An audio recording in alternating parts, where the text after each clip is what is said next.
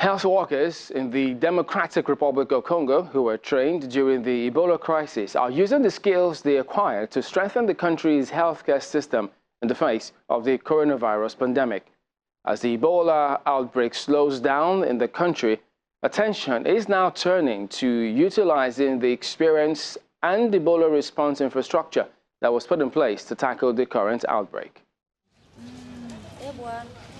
The World Health Organization says if no new cases of Ebola virus disease emerge in the Democratic Republic of Congo, the current outbreak in the country will be declared over in mid-April 2020.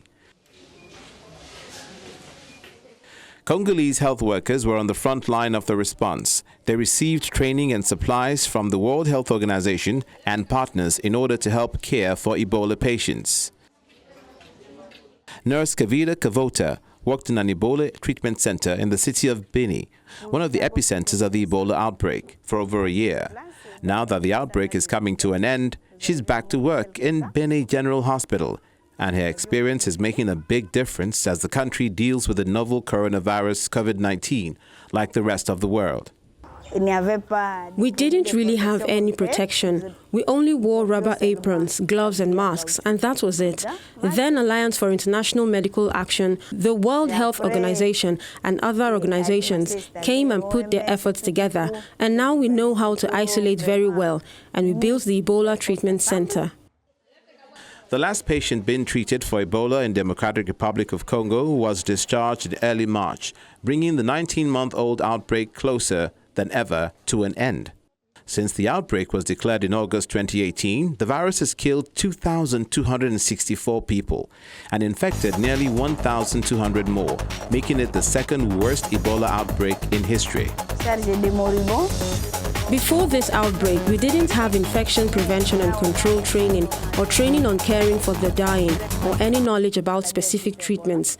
But then we received specific treatments about Ebola virus and its treatments. A lot of foreigners came here with their own experience and they trained us. They provided a lot of equipment that we had never used before and a lot of new techniques. It helped us in the event of a new outbreak, and now we're able to respond to any other outbreak in a timely manner.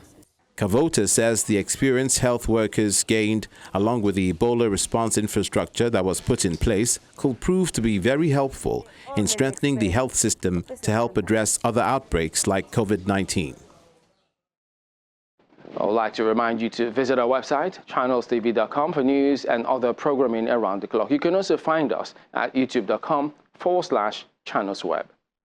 Still to come, in Rwanda, the 26th anniversary of genocide falls during a global pandemic. While the country is on lockdown, the anniversary of the genocide is taking place, but without the usual large attendance of victims, families, and foreign leaders.